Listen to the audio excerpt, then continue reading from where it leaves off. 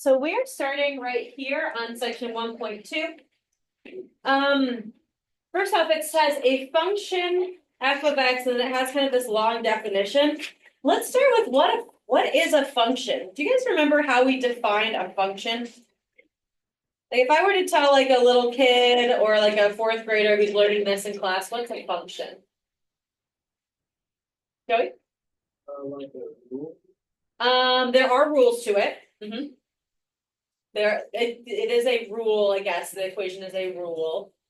When you guys first learned it, I remember seeing a textbook like a machine, and they'd probably pretend to like put a number in, and then it would go through the machine, and then something else would come out. Did you guys see that? Do you see a visual like that when you were learning functions? No, okay, lots of blank looks. I like to think of functions as input outputs. You put something in, you get something out. Input output. And then another thing we say a lot is one-to-one. Is that something you remember hearing in Algebra 1 or Algebra 2? If not, I'll define it here in kind of the most simple way that I can make it. For every x, there is exactly one y.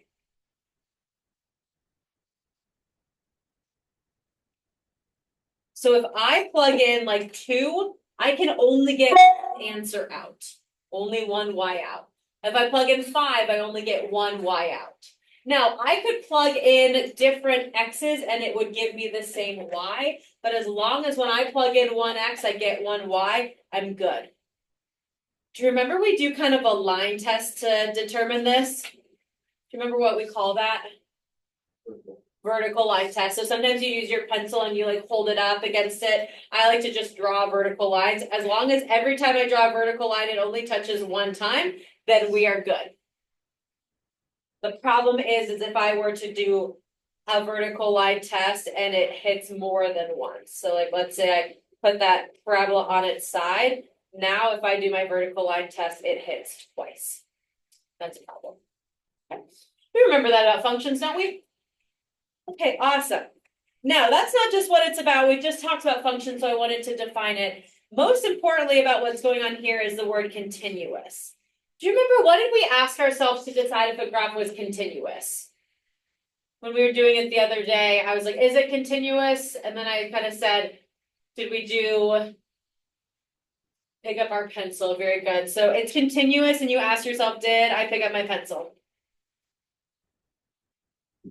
Pick up my pencil. So if I can draw it without picking up my pencil, then it's continuous. But if I have to pick up my pencil, then we have a problem. We have this limit notation that I'm not really going to stress about right now just because it's not super relevant to what we're doing today. We'll kind of come back to that look later, but this is what we call limit notation. This is like the calculus part of pre-calculus. So if we could spend longer in here, we would look at more calc stuff. This is probably like your first and basically all that we worry about in here. Remember that IFF, if back in geometry, we learned that stands for if and only if. So that just means that like as I approach something, it stays being the same. It stays f of x is the same as f of a. As we get closer and closer, it stays the same. Okay, so let's look at some pictures to kind of think about it a little bit more, okay? Continuous is what you think of a normal graph. So I'm going to draw just kind of a generic polynomial graph. Why did I give you little like whoop, one of those guys. That's a continuous graph. It's not a BFF, but it's one of those where I can see there's highs and lows. I drew it though all in one pencil stroke. If I jump over to the removable discontinuity, there are two options here. Removable means that I just took out like one thing or like one point, okay? So I'm going to draw the same kind of orange sketch of a graph, but the removable discontinuity means that at a certain point, I have an open circle and then my graph continues. It's basically the exact same thing as what we had before, but instead of continuing all the way through, there's one spot where it has a break, it has an open circle. We could also do this removable discontinuity by having an open circle, but then having that point somewhere else on the graph. Notice though, in order for it to be a function, it still has to pass my vertical line test. So if I take that point out, I can't put it like over here because then that would not pass my vertical line test. It's gotta be in the same line as that open circle. We call that removable because I could easily like take my point and like put it back in its spot. Or I could easily replace that point. I removed it, I can move it back to where it was to fix that graph and make it continuous. Jump continuity, I think is exactly how it sounds. We're jumping on the graph somewhere. So if I were to do my little graph again, this time at my open circle, instead of just doing a point somewhere else, I'm taking the entire graph somewhere else. So I'm jumping somewhere else on the graph and I'm just continuing that graph from that new jumped at spot. This one is jump, and see again, I could easily change that to be perfect, right? I could make that go back to how it needs to be. I can fix that really easily. The reason I point that out for removable and jump is that you can fix those. Those are able to go back to continuity, go back to continuous. Non-removable or infinite continuity, discontinuity is not something that you can like fix with notability magic. It is a very good example of this is the reciprocal function where you have like a curve over here and then a curve over here. There's no magic that I could like reconnect those to make them continuous. There are asymptotes often involved, all that kind of stuff. So an example of non-removable is something that I cannot fix. It's just how it is. Okay. We don't do a ton with this, but I do need to show you those. And so you can start seeing the difference, also noticing when is it continuous and when is it not. Okay. All right. Feeling okay? All right, let's keep going. This next part, number 2 and number 3 are super similar to what we did with our BFS. See how I'm asking about continuous, increasing, decreasing, boundedness, asymptotes, symmetry, domain, range, all that fun stuff. The only difference is now I'm using this BFF, but I'm going to do a little bit of a transformation. We're going to do a lot more transformations in the next section, but we're going to do a little baby transformation today. So I'm going to kind of see what do we remember from transformation. First off, what's my BFF here? What graph? What's my parent graph? What would you say? It's like a V. Very good. It's a V shape. It's the absolute value, right? So it's going to be a V shape. Normally it goes through 0, 0, but this 2 and this 1 make it go through different points. What does, we'll do the 1 first. What does the 1 do to my graph? Then move it up and down or left and right? Not left. Down. Good. Since it's outside of my absolute value, it's going to go down 1. And then what's that 2 inside the absolute value going to do? That's going to go left 2. We're going to go left 2. Now, if there's a number in front of my X, that's going to make it either a skinnier V or a fatter V, but there's no number in front. We're not worrying about any stretching or shrinking today. We're just moving left and right and up and down. So I'm going to go to my graph and I'm just going to go down 1, left 2, and I'm going to put the center of my V there.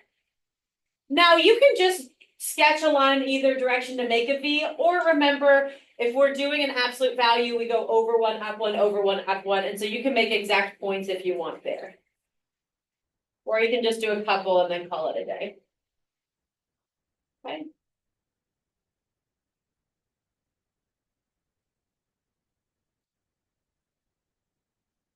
That's good enough. Just good enough of a sketch. Okay. Now we're going to fill this one in all together, and then I'm going to have you try the next one on your own, okay? So we'll go through all of these pieces. Starting with continuous. Is that a continuous graph? Yes. Very good. I can draw it without picking up my pencil. Ooh, increasing and decreasing. We're going to have to do different intervals. Let's start. When I start off my graph, what am I doing? Increasing or decreasing? Decreasing until when? Until -2. We're going to go to that X value. A really common thing you guys want to do is go to the Y. We're not going to the Y, we're going to the X. So we're decreasing from -infinity to -2. And again, brackets aren't the most, are like absolutely wrong. I just prefer parentheses, but I won't mark you off either way. And then we're gonna start increasing from what to what? Good, -2 to positive infinity.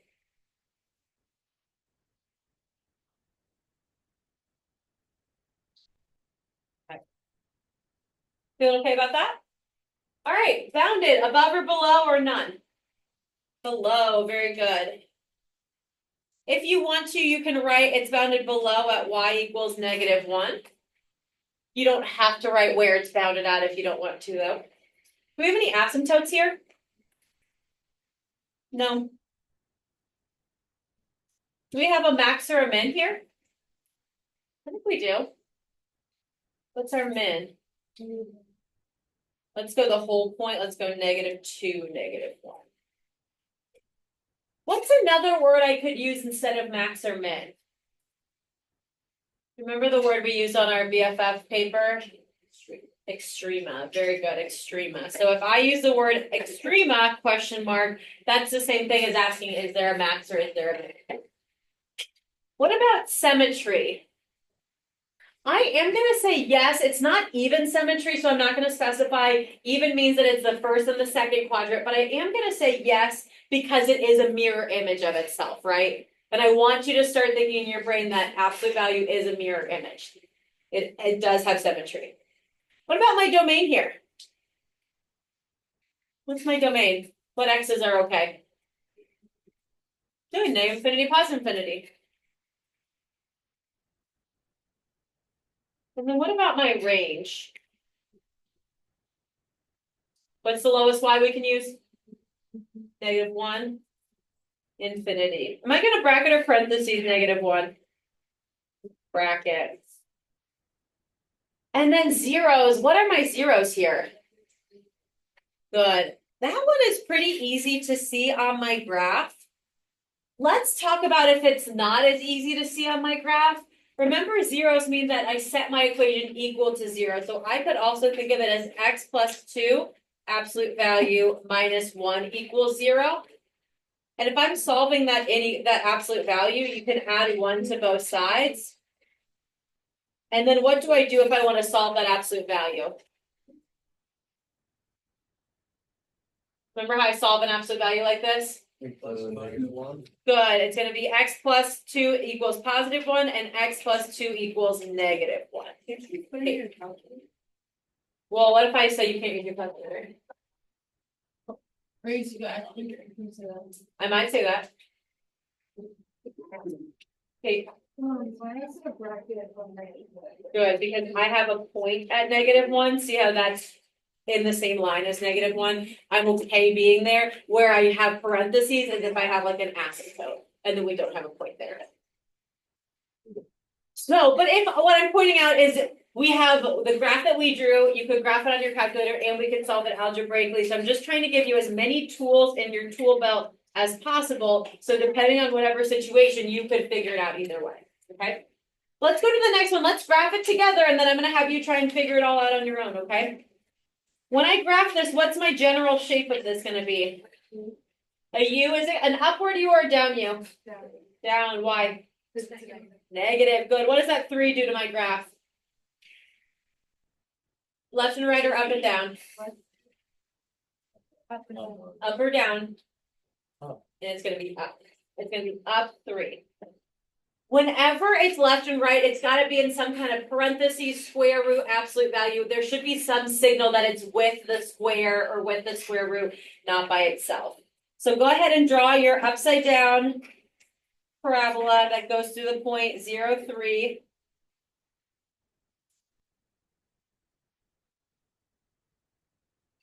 And then I by yourself would try and do this, see what you can do on your own, and then in a few minutes we can turn to a neighbor or look at our notes or whatever else. But see what you can do by just reading the graph. Just reading the graph.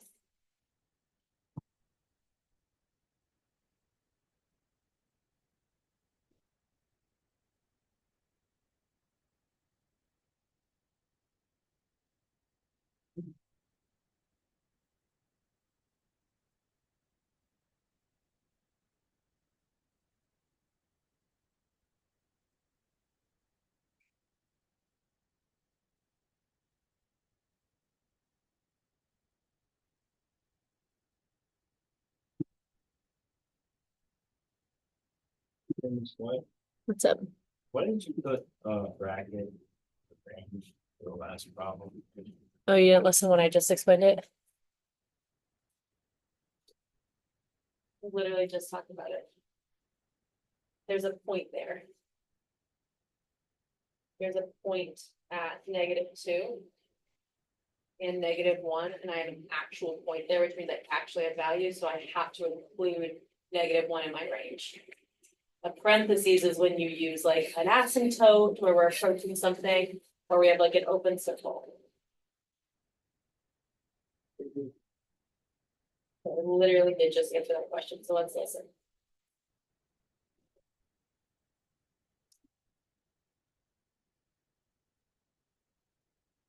If you're at a time where you need to talk to a neighbor, see if they got the same thing as you, feel free to do that.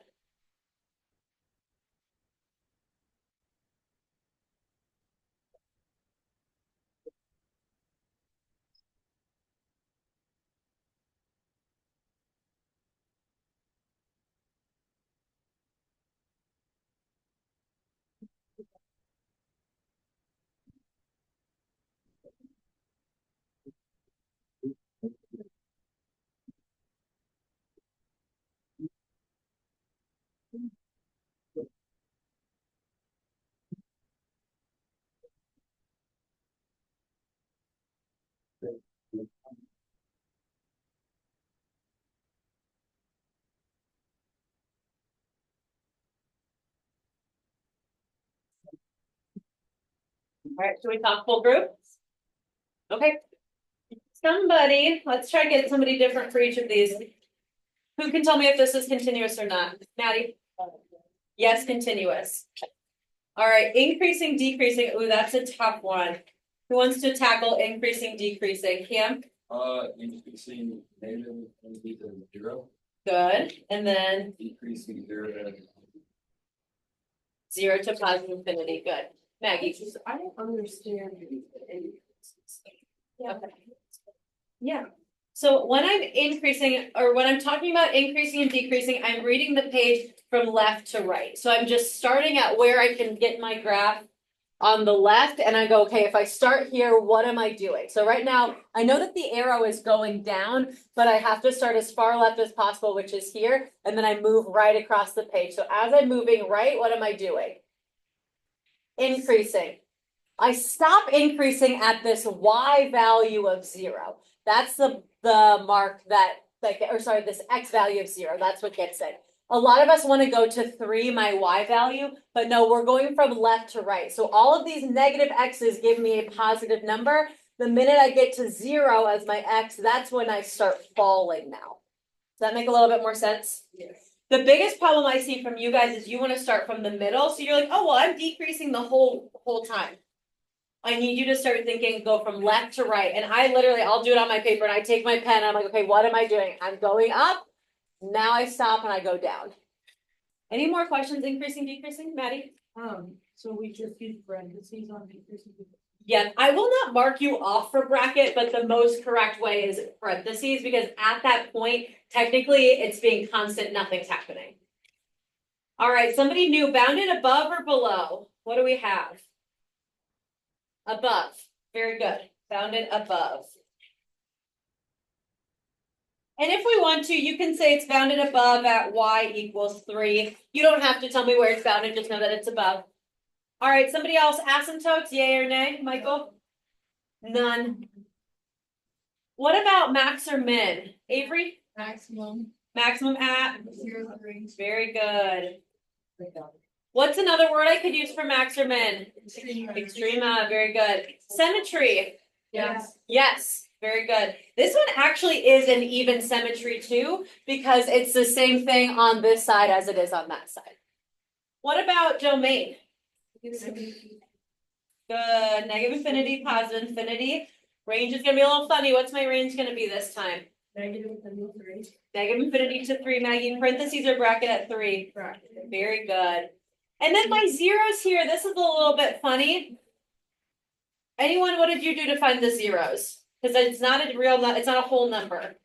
Yeah. Kate? I put 3 minus x squared to like I equal to 0. Good. 3 minus x squared equals 0.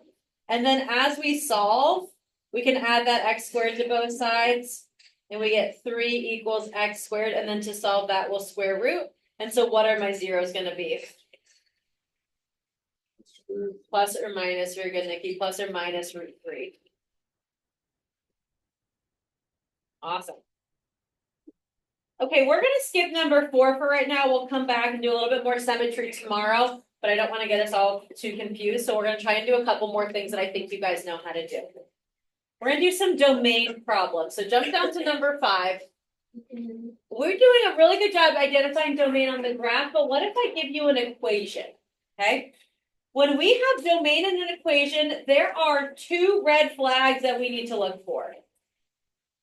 Red flags. You guys know what a red flag is? Yeah. It just means be aware. Be aware of the red flag. See a wave. Be aware. Don't say I didn't teach you anything besides math, right? Okay, what's one red flag for domain? What could be an issue with my domain? Oh wait, let's actually stop. Go back to your BFFs. What's a BFF graph that does not have a domain of all real numbers? What's one of our BFFs that does not have a domain of all real numbers? Square root. Very good. Square root is going to be one of our red flags. What's another one? Natural law. That's true. That's not going to be as common of a red flag. Reciprocal. That's the one that I really care about. Those 2 are my most important ones. These, there might be others. I like natural law. That's that is for sure a red flag. It's just not as prevalent in the nature, I guess I would say. So, and let's think about square roots. What do we need for a square root? What do we have to have under a square root? When you guys graphed this, positive number. So we have to start at 0 and then it has to be positive. There were no negatives because what's a negative under a radical? An imaginary number, an I, and we can't graph i's. There's no way to graph i's on our scale. So if I have a square root, I need to set what's under the square root greater than or equal to 0. Okay? We cannot have any negatives, no negative numbers. When you have a square root, you cannot have a negative number. If you don't have a square root, you can have negatives all day. If you have an x by itself, you can have negatives. If you have an x squared, if you have an x to the cube, the only problem is square roots. The thing underneath the square root must be greater than or equal to 0. Okay? What about the red flag or my problem with a reciprocal graph? What's going on with that fraction? What can you not have in a fraction? A 0. A 0 on the bottom because that would give us an undefined. So fractions, we want to set the denominator not equal to 0. Because if we set it not equal to 0, that's the numbers that cannot work. And so in a fraction, often it's just 1 or 2 numbers that won't work because they would make the fraction be 0 in the denominator. Okay, so let's do a few of these. The first one, letter A. Do you see a square root? In letter A, do we see a fraction? No. I see a square, but I don't see a square root. That's actually fine. This is going to be all real numbers. Negative infinity, positive infinity. That is often a good answer. A lot of times it's going to be negative infinity, positive infinity. Not always, but often. Okay. If I jump over to B, do we see any square roots? No, but do I see a fraction? Yes. So we're going to set that denominator not equal to 0. And then we'll solve that. Add 3 to both sides. X is not equal to 3. Okay. Now this is where you can kind of pick and choose what you want to do. I'm going to draw a number line for every single one of these because it helps me keep my mind straight. Okay. If you're like, Miss White, I can do the interval without everything but 3 by myself. Great, do it then. The minute you start messing up though, I'm going to say, did you use a number line? It might help. This means that we can do everything up to 3. We can do everything past 3. We just can't do 3. So what then would be my interval or intervals that's everything but 3? Gina. Negative infinity to what is B3? B3. And then 3 to Good. And am I bracketing or parenthesing those 3s? parentheses. And that's why we can go all the way up to 3, because I want 2.99999 and I want 3.0001. I just don't want 3. So this is exactly what I want. And this helps me know that I need 2 intervals to do my domain. Okay? Not too bad, is it? Let's do the next one. All right, let's do our denominators. We've got fractions again. I still don't see a square root. This first fraction, x cannot equal what? 0. And my second fraction, what can x not equal? 3. That means we're okay with everything except for 0 and except for 3. How many intervals am I going to write now in my interval notation? 3, good. Now, if you knew that off the top of your head, you may not need this number line, but I do personally, so I'm going to use it. And if you want to, you use it too. I cannot do 0, I cannot do 3, but I can do everything smaller than 0. I can do everything between 0 and 3, and I can do everything bigger than 3. Am I going to have any brackets in this, or is it all parentheses? All parentheses. Good. What's my first unit, or my first interval? Good, and then the next one is? Good, and then? Good. I find often that we lose this middle one. For some reason, that middle one often gets lost. Just because I don't want 0 and I don't want 3 doesn't mean anything between 0 and 3 is fine. So make sure that you have all 3 of them. All right, I feel pretty good about fractions. Let's go check out a square root one, okay? Remember before on our red flags, we said square root, the inside of the square root must be bigger than or equal to 0. So I'm going to take what's under the square root every time and set it greater than or equal to 0.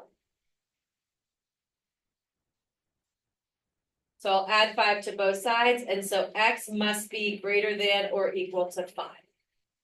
Now, this one you might be like, Ms. White, I didn't need to set it up. Totally great. I hope you didn't. And if you didn't, that's fine. However, I want to remind us that it is an or equal to, so we can include it. Over here, we did not have an open circle at 0, 0. We have a real circle at 0, 0. So I can include 0. I can't include anything negative. I am going to encourage the number line for this one as well, because I like having a closed circle and then in the direction it goes. Unlike fractions, if it's just a square root, you only will have one interval. So my domain here will just be 5 to infinity. And will that be a bracket or parentheses with that 5? Bracket, very good. Okay. Are you ready to do them together? Flip your paper over. We now have a fraction with a square root. Don't worry, we'll just take it one at a time, okay? Let's do the denominator first, because we've gotten really good at that. Okay, so that cannot equal 0, and I'm going to take each one of these pieces one at a time and set them not equal to 0. So we'll go x plus 1 does not equal 0. So that means x cannot equal -1. Now we'll do my other one not equal to 0. X squared plus 1 is not equal to 0. Okay, I'm going to start solving that. We'll minus 1 from both sides. So x squared cannot equal -1. And then what do I need to get that x by itself? Square root. That means x does not equal what? 1. 9. Now, is there anywhere on my graph that I have I, positive or negative? No. I did not really even need to do this. However, I wanted to do it once or twice so you could see that sometimes we'll work it out. And if I get an I, that's not an exception I need to worry about because I already isn't on my graph. So I don't have to exclude it because I already don't have it on here. So the minute you get an I, you can just ignore that. Even though there's a lot going on in the denominator, my only constraint right now is that x cannot equal -1. Did I lose anybody or are we okay? All right, now we got to worry about that square root on top. So I'm going to look at that square root and we set the inside of that square root what? What do I do with that? Greater than or equal to 0. Now, I know that one looks a little bit funny, but we can still solve it. Move that x to the other side so it's positive. And then 4 is greater than or equal to x. What if I wrote that as x first? X what? Less than or equal to 4. So what I have going on now is I have two things I gotta worry about. I want everything equal to and less than 4, and I also don't want -1. I was building up because this is where I definitely think a number line is helpful, but again, you do you. This is your way to learn, not my way to teach you, but this I think is helpful. So I'm gonna do both intervals, okay? I'm gonna do my x cannot equal -1. So I'll put my open circle at -1 and I'll be good everywhere else. And then I'm also gonna graph my x is less than or equal to 4. We're gonna go that way. When we write our interval notation, you can only give me the ones that have both the orange and the purple. And I see two intervals that have that. I see here and I see here. You have closed circle 4, right? Yes. Who can give me my first interval? Avery.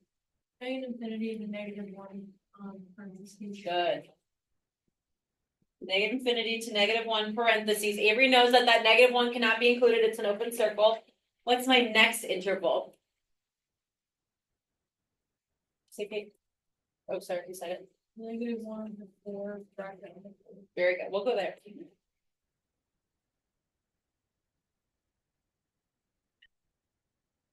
How we feel about that? Okay. It's a little funny. We're gonna do a couple more like this.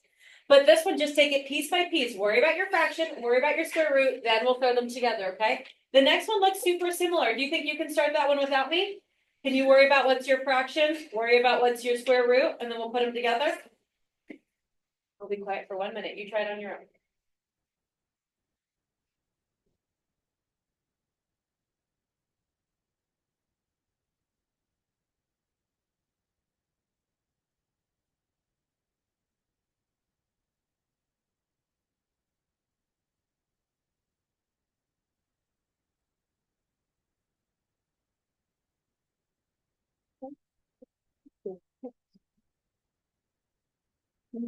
Class, what do you think, Cece? Well, I speak Spanish. Should be fine. Thank you. Thank you.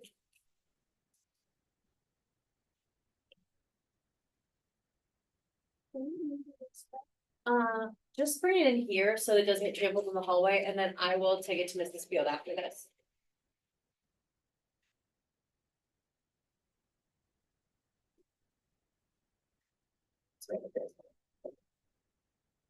Are you guys getting the same intervals that I'm getting so far? Okay, let's put them on a number line.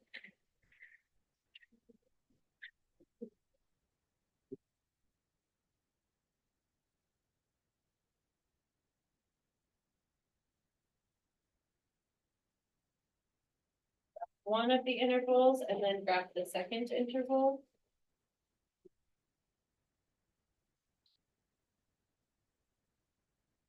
And then how many intervals am I gonna write from this? 2. I got one right here. I got one right here. My first one's gonna be bracket -3 to 2 parentheses. You guys getting that? And then the last one's gonna be parentheses 2 to infinity parentheses. Nice. And you guys get that all by yourself? A little high five, go me. Good for you. Yeah. All right, there are 2 more special cases on here, so let's go look at those specially, okay? Letter G, is that a fraction that I need to worry about? Yep. Is that a square root I need to worry about?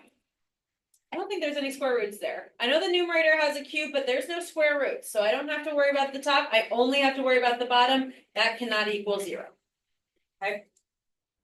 I'll add 4 to both sides. Square root both sides. Don't forget your plus or minus. That's the biggest thing we forget is our plus or minus. Don't forget our plus or minus. Now tell me, I don't have any square root. How many intervals am I gonna have from this? How many intervals am I gonna have here? 3. And let's draw a number line because this is one that we often lose the middle one. A lot of you guys are like, oh yeah, we'll go everything less than -2 and go everything bigger than +2. You're okay to do everything in between -2 and +2 as well. So there's a total of 3 intervals here. We've got to go -infinity to -2, -2 to +2, and +2 to infinity. And I'm gonna bracket or parentheses, parentheses, parentheses on everything because there's all open circles. See how that number line might help you out if you might get lost on anything? It helps you just kind of see how many pieces do I have. Again, it's not mandatory, I just think it's helpful. All right, shall we look at that last one? Last example. Do I have a square root to worry about? Do I have a fraction to worry about? Kind of, but no.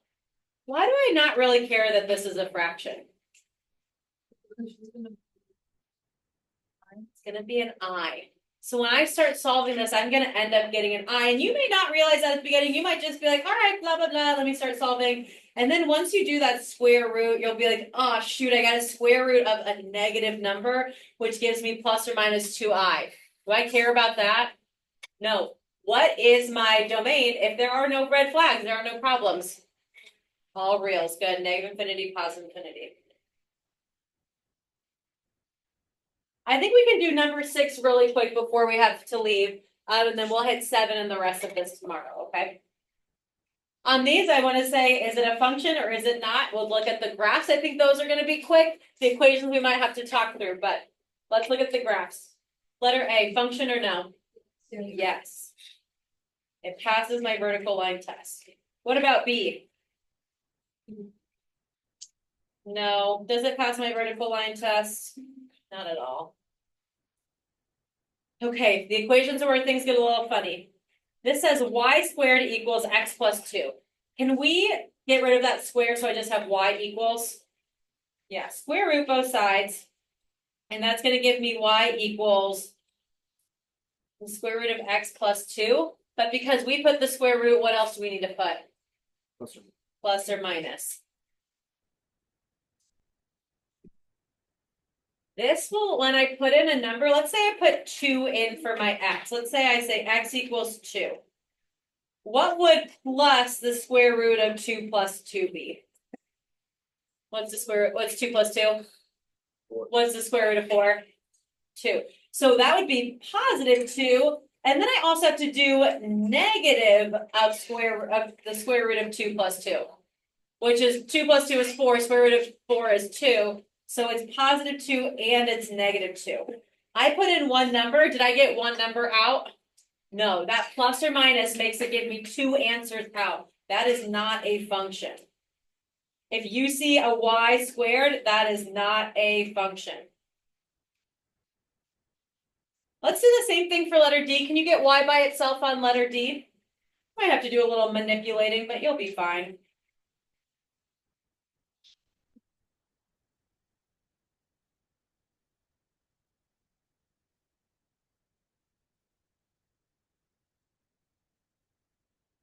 Get y equals negative x plus 12. Is that a function? Yeah, what kind of function is that? A linear function. It's a line, point slope. Slope intercept. That one does work. Okay. Okay, so we did not finish 1.2, so you do not have paper homework due for me. You do have to study your BFF so you can rock that BFF quiz. Am I right? Nikki, question. Yeah.